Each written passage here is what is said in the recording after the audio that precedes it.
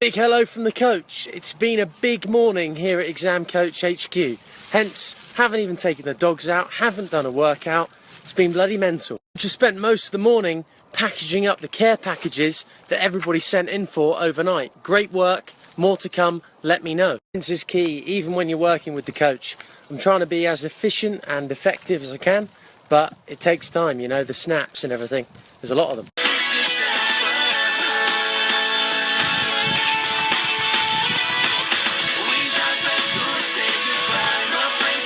As you can see, the revision retrievers, they're not very happy with me. It's been a bit of a quiet walk so far.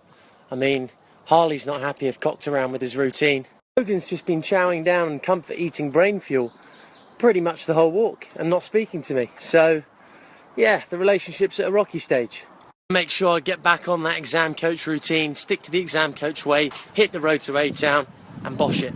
It's a coach, just letting you know that I've spent my whole day today packaging up care packages. But, you know, that's all part of the road to A-Town. Keen as. Let me know if you haven't got one and you need. For the in-depth exam tip tonight, I'm going to go big. And I'm going to do one practical tip and then one theoretical tip / psychological. Also, if you're part of the Ship Lake Massive or the RBCS Legends, drop me a line. I've got to give you something.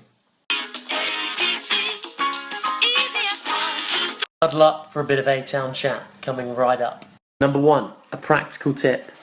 A lot of people don't think about this seriously, but if you're doing exams the exam coach way, it's a pretty big issue. Here I'm talking about selection of writing implement. What are you going to write with? Pen, what type, what size, what weight, what width, all these different things. Some people don't even think about the equipment that they're doing the exam with and how that affects their performance.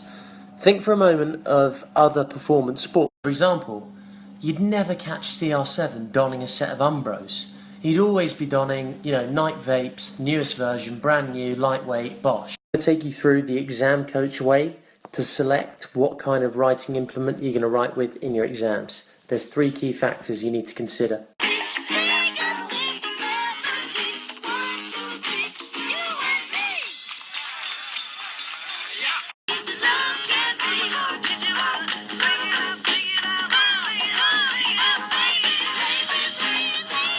First up, I'll start with the pens that meet the exam coach way of doing exams. These 2 are the ones that I'd recommend. Why is that? They're super lightweight, they weigh hardly anything. They've got decent comfort. If you want more comfort, go for the grip, no problem with that. This factor is minimal as well. You literally cannot break these things. They can run out of ink, but all you do, bring a backup Bosch, you're back on the road to A-Town, lovely. Some people prefer writing with a real chunky pen. Let's have a talk about that, eh? Criticism of the chunky boys is, exams are about speed. You need to be able to write the information down quickly. Okay, the chunky ones may give you a bit more comfort, even though the perceived short-term comfort might be more. Long-term, over the course of an exam, that chunky boy is going to wear out your hand.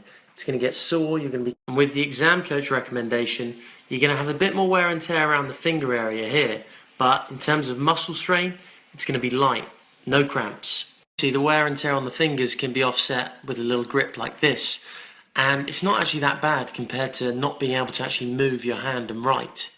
Another problem with the chunky boys is high risk. You know, if you get those muscle cramps and they slow you up a bit, that's going to be a bit of an issue in the exam. What about the old clicky ones, like this one and the 4-colour pen that you just seen? Well, mixed bag really. Average speed, average comfort, and reasonably high risk, because if the spring breaks on that clickable, you're not going to be writing, I guarantee you that. That's what I go to school for.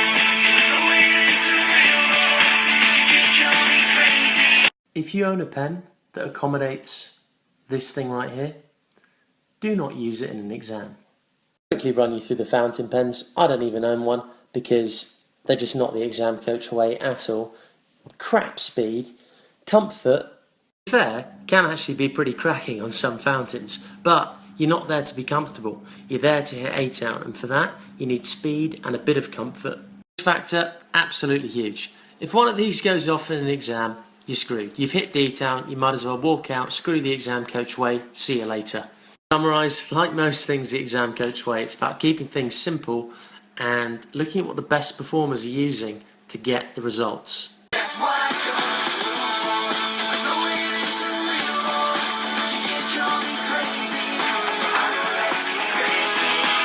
Tip 2, the psychological tip. So a lot of people did their, first, second, maybe third exam this week. It's early stages, and a lot of people were saying that they did badly in them. Listen to this bit of wisdom from the coach about how to think about your exams after you've done them. What you're trying to do is get in a great position to do the best you can in your next exam. After you've finished learning the exam that you've just done, all it's useful for is positioning yourself for the next exam and executing an even better performance. So you move through the 3 stages of phase 4.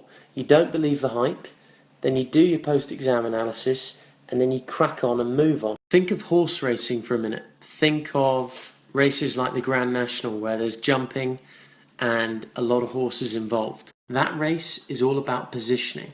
That's what the horses are doing throughout the whole race. If they have a bad first hurdle, that's fine. They reposition. And when they've got maybe 5-6 fences to go, they're in position A. And that's where you can be if you learn from every exam. Horses that often run the best wear blinkers. And that's because they're not looking anywhere else but in front of them. And that's what you've got to do. The only exam that's important is the next one. Key terminology you need to be using when you're speaking to the coach is, instead of worrying, you're learning. And you're ready to smash out an A-town performance in the next one. Thinking of the answers to the old paper, you want to be thinking about, where can my techers improve?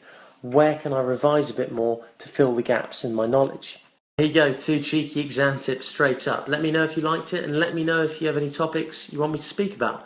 And I'm always here, I'm the coach, so I'm all ears. I'm always happy to help out anyone who's trying to get up to cruising speed on the road to A-town.